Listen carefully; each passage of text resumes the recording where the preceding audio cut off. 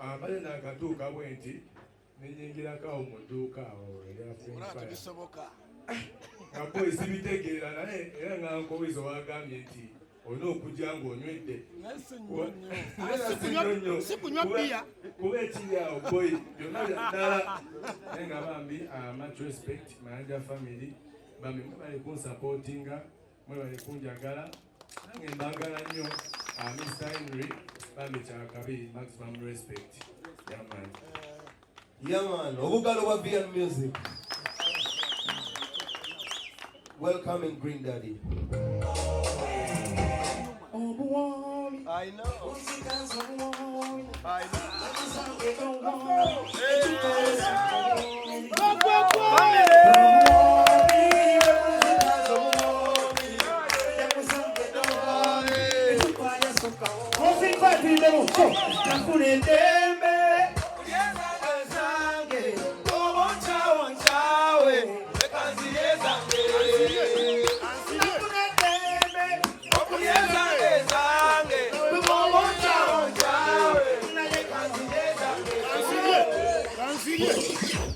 Fling fire over the Kulia Center. Switch it. We get over the Kulia Center.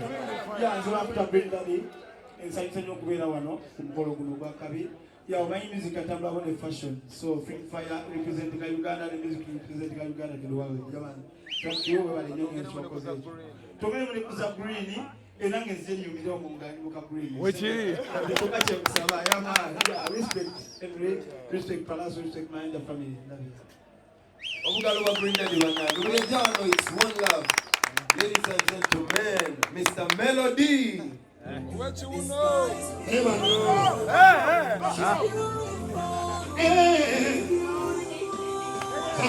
Tuinjagala. Mugabiro mutima naye. Subira mutima naye. Hey, tunayogera sekansaniwa era njogera.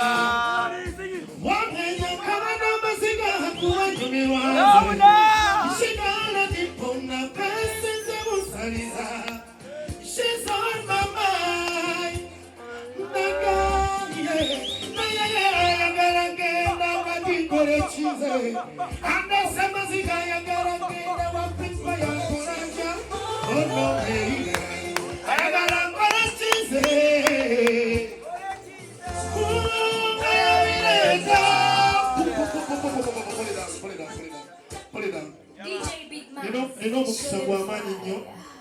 Kusaba amaanyi nnyo kubanga erinnya lyange lyongeddwako ku bantu abali wano bonna. Kuba audience eno tolina gw'onyooma, tolina gw'ossa wansi. We are family ate nga ffenna tuli b'amaanyi. Ekyokubiri, ekijigizo kyange kye nnina eri Fling Fire kiri kimu. My first time okusooka okulaba brand eyo nali ndowooza oba ani abikola, oba bivaawa, oba muzungu kyabikola. Ngenda okutuuka era ndani nga Chameleon agamba ssebo Fling Fire wuuli. Yoyo guy ali behind Fling Fire, ne mugamba olimba naawe. Nakwata t-shirt jampa bulungi n'agimpa. Jampa bwe najja naye Kampala ne bagibba, ne bazibba. Basigadde bazibba ne leero bazibbye. Kitegeeza nti brand ye bagyagala nnyo. Nze siretangako Fling Fire brand mu nnyumba yange ne malamu ennaku 3. Tekibangawo. So, Uncle Henry, nga Uncle Pallaso yagambye nti bayogeranga edda ekawempe nti you never move far. Ne mwatuuka ne China. Man, may the Almighty bless you more and more. Yeah, man. Thank you.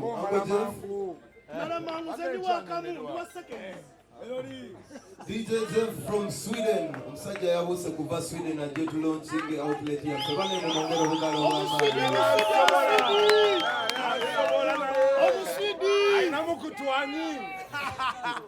Thank you so much. Thank you everybody.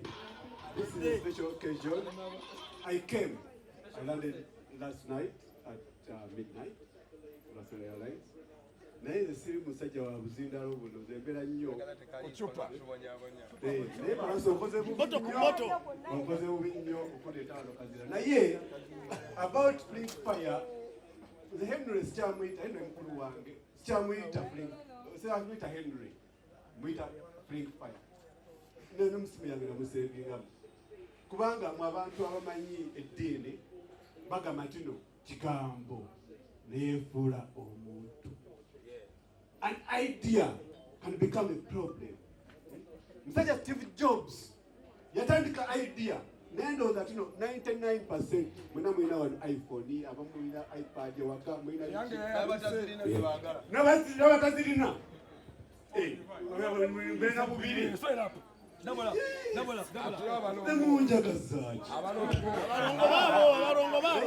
Baganda bange mwenna abali wano, this idea, it was just on the paper. Henry young no, but you know, but is it possible? I said that's an idea. He said dream come true. Zagenda wala nsimusa jamwongezi nnyo naye mugezeko nnyo okulota. When you dream, you have to do what? You have to act. Huh? Take action. Ekyokyolowooza n'omusajja eyiya okuba amataffaali yali You have to step up. Thank you so much. Naye nga Pallaso Agudewo toddangamu kundeeta bintu bino nze ndi weeri. Byonna byogedde naye eyayiya Nairo special yakeera ddi kuwuliza gwayinza okumanya gwanoonyereza. Yeah, man. Hand claps for Geoffrey from our brother. Thank you. Yeah, man.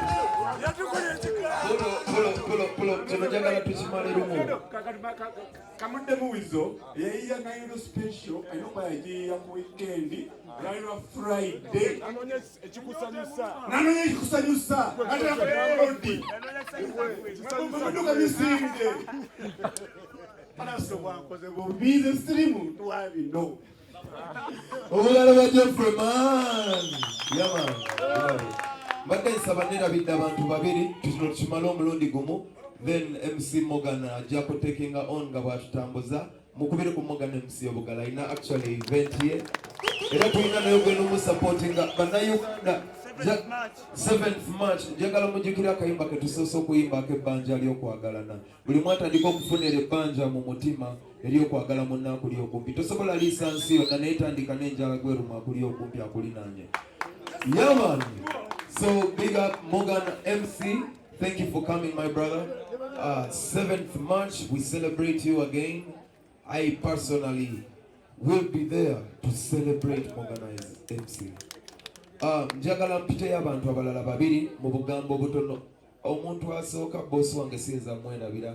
President w'aba socialites Edisirabira. Oyo obugambo bwa butikitiki asatu otuwe blessing yo.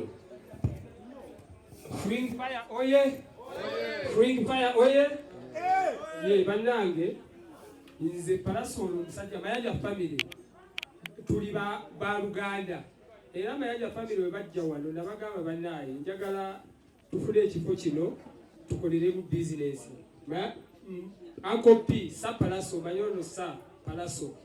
Nagamba nina designer wange bamita Fling fire. Njagala mulete wano. Era omusajja oyo bannaye Emre Mayanja asasudde ekifo ekyo okumala kumpi mwaka nga naye asasudde mwaka mulamba nga neta naba kutandika akyetegereza kubatapakuka alinga abazungu era nga omanyi nti ye muzungu okitegedde tapakuka naye kakati mugenda kulaba omuliro wano era yazze omulaba ekintu kyakoze wano olwaleero ne twongeramu ne idea ntindo twakoze ne muziki garage era akopi ajja kubabulirawo tugera kweraalo buli lwakubiri garage okukanika abaana entertainment akopi agenda okubanga abasomesa Mayanja family yegendo kikulembera wano ate buli lwakubiri kigenda kubeeranga wano banaye byebyo ebyange Obugalo bwa president w'aba socialite, man. Mwebale nnyo mwenna as we limit the words. CEO waffe yayogedde ebintu ndowooza bingi already. CEO waffe CEO oli wano tugende bugenzi maaso bamuwambye dda. okay Bamututte dda. CEO waffe atuweeyo akagambo mumukubireko obugalo bannange linda nga sinnagenda wala muganda wange ono since we were children he has always designed things. I have seen him design on wood, design in ink, design on plastic, design on cloth, design on every single item. The birth of Fling Fire, Muganda nge yasoma ebitabo n'agenda Kyambogo n'agenda mu university esingano ne yeeyongera. This has come a long way. This idea started back in Kawempe, and right now we have our first outlet in Uganda to distribute everywhere globally. I am so proud of you. Sijja kwogera bingi. You can go ahead. Bane, okay. Nsanyusa nnyo mwena obalaba. You all know nti olunaku olusuka luba too much pressure, but you made it very, very easy for me. Mostly in big numbers. I'm overwhelmed. I'm overjoyed. I'm excited.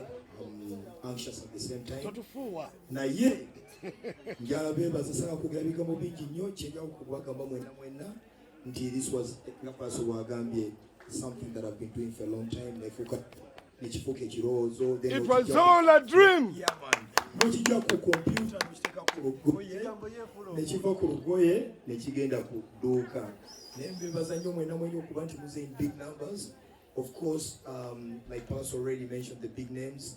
Everybody mu bitiibwa byo mwena ate nga ono mwami bwagambye, it would not have been possible if it wasn't for Mr. Socialite, the president himself, and of course my little brother Pallaso, who have encouraged me even when I was in doubt. But I thank you all for coming through.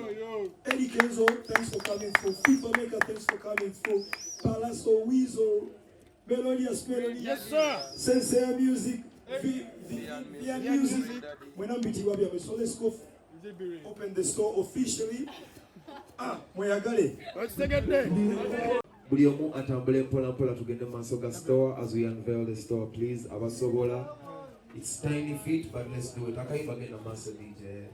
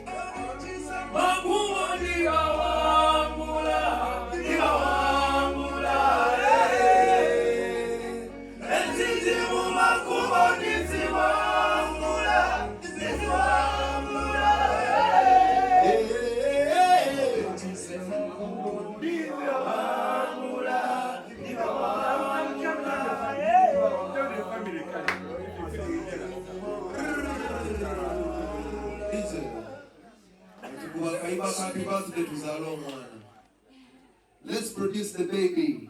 Yeah. Yeah, man. Push. Right now. Push. Right now. Music. Right now. At the count of. Right now. We come from 10 going down. Please, Weasel and Izzo. Right now. Henry Masozi, everybody come join us. 10. 9. 8. 7. 5. 4.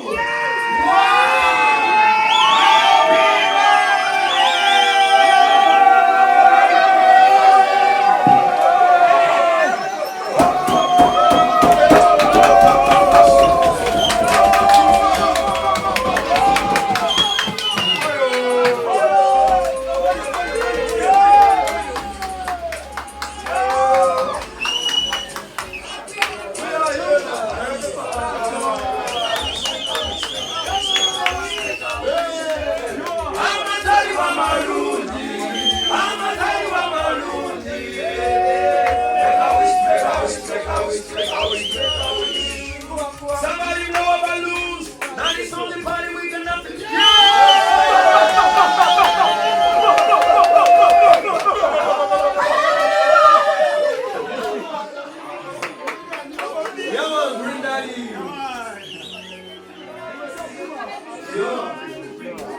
Yeah. You are a man. Fling fire, happy birthday to you. Happy birthday.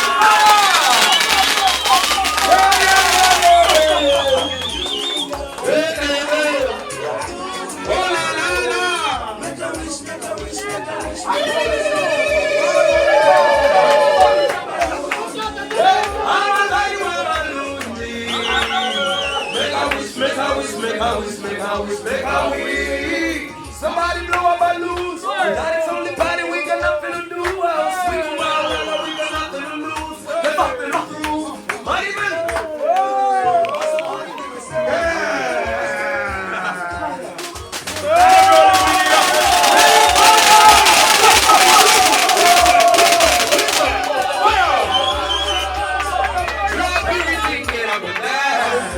Wanna see smiling faces?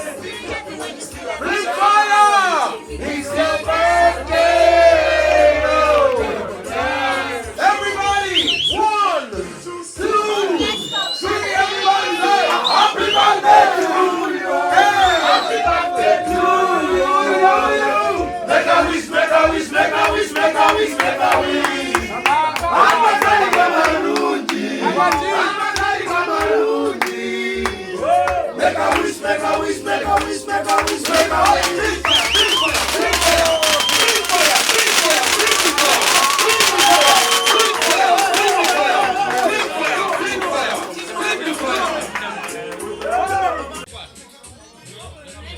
Mukulu tukwaniza ogambo lya sebo. Ndi bulungi mukama wange muje baleko. Yoga ku kyotuuseeko.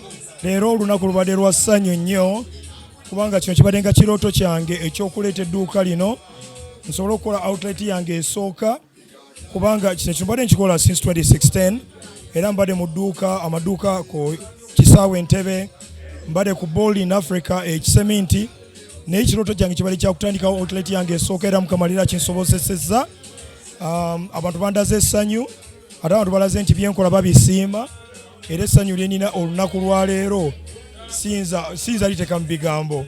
Twogere ku Fling Fire. Omuntu wawulira Fling Fire ategeere ki? Kati Fling Fire, ekigambo ekyo Fling Fire nga bw'ona okwata ekirwa ekyo kyano kikasuka omanyi nga action eyo kujja n'okasuka mangu. Kati Fling Fire nze nkikozesa okurepresentinga amaanyi ge twakozesa nga tufuna independence. Bwe tuba tufuna independence stage nti bagibawa lwa ddembe mugirwanirira. Kakati saagala nnyo twerabire ffe tetwaliwo okukirwanirira ne waliwo abajjajja baffe abalwanirira eddembe eryo. Kati nze lwakuba saaliwo nasalawo nkole engoye zirepresentinge eddembe eryo lye twalwanirira. Kati Fling Fire kitegeeza nti tukuma omuliro tetwerabira muliro ogwo ogwaliwo era kyova olaba nti na dedicatinga obulamu bwange not only doing nti nkole bukozi naye njala nkole ekintu ekiri quality nti bw'otunulira mu wardrobe yo kyosinga okweramu nawe kikweyagaza quality nungi print eri good nti era bw'obuuza abantu abaguze ku ngoye zange bajja kukubuulira essaati eyulika nga print tennavaako ekyo nkikakasa era print bwevaako nga essaati tennayulika okomyawo n'enkuwa empya. Abantu tugambe nti no otagetinze celebrity world wano mu Uganda obudde buno bawane munyonyo w'okitadde kuba ekifo kirabika okubeera nga kiri somehow expensive. Omanyi engoye mbadde nzitunda si 2016 actually nasooka zitundira online Bungereza nga sinazireeta Uganda naye njala kubeera sure saagala nnyo okupapa.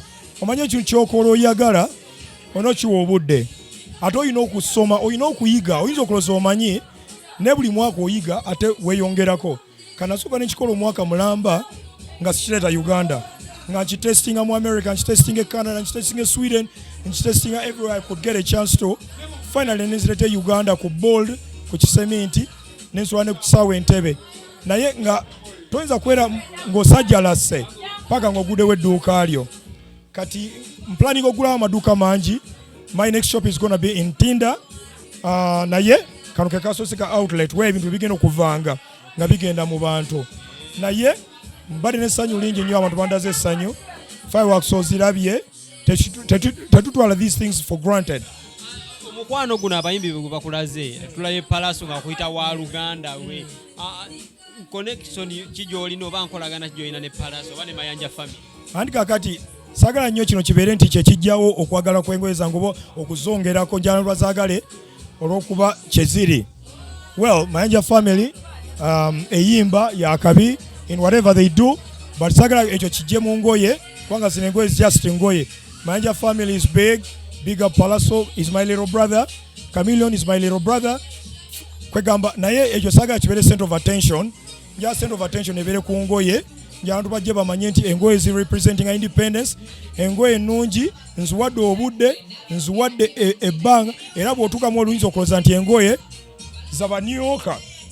Naye ate engoye zaba na Uganda. Abannayuganda balina ssente, bali willing, bw'obawa ebintu ebimu bajja biwagira.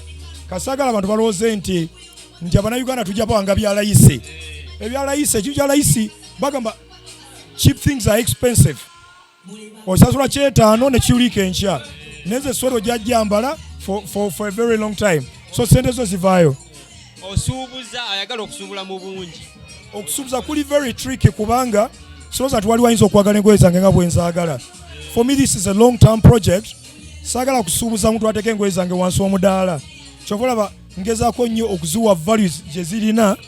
Kati okusuubuza is not something I'm looking into kubanga soza nti waliwo omuntu ayinza oziwa obudde bwe nzitaddemu. Okitegeera, so ekyo sikirowoozako right now, naye maybe in the future tuli kitunuulira.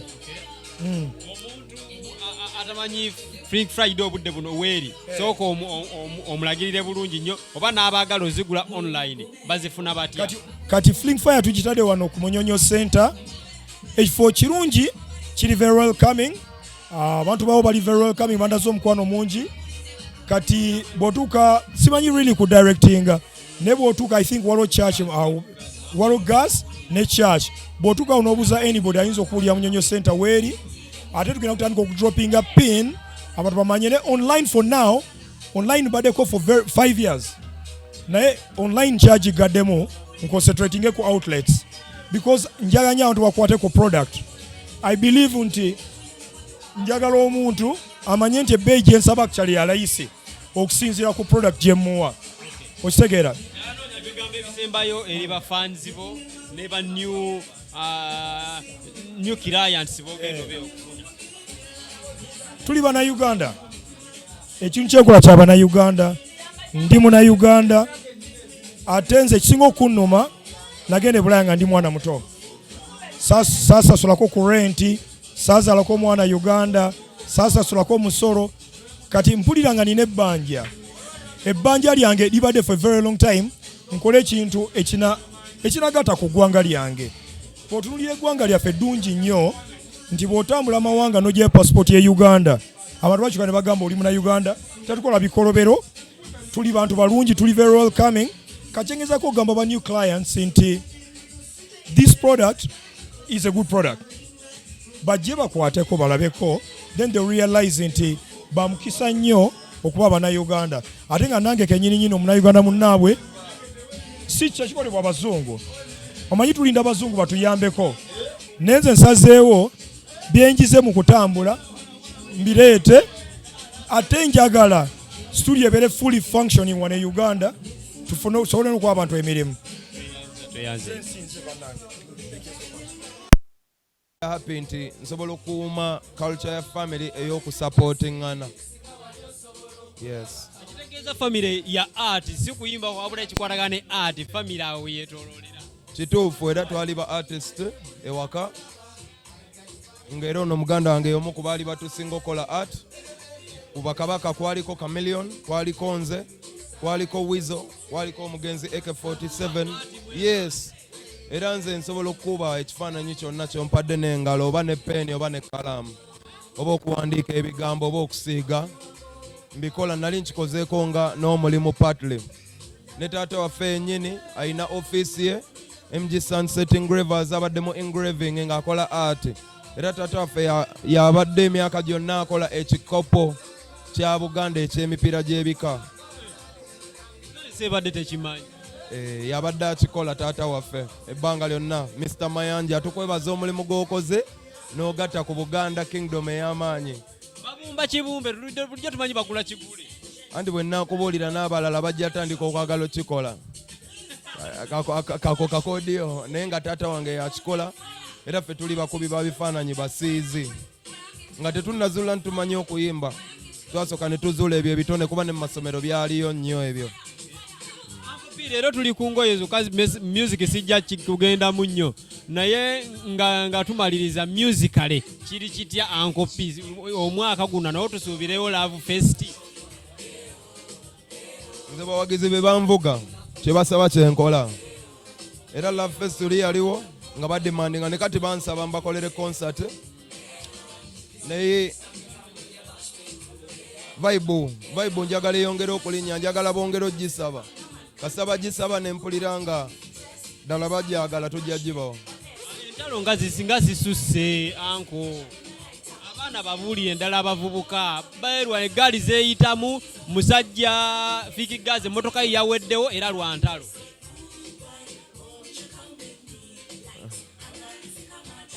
Entalo si nnungi mu industry yaffe abantu basobola okulemagana n'obutakkaanya naye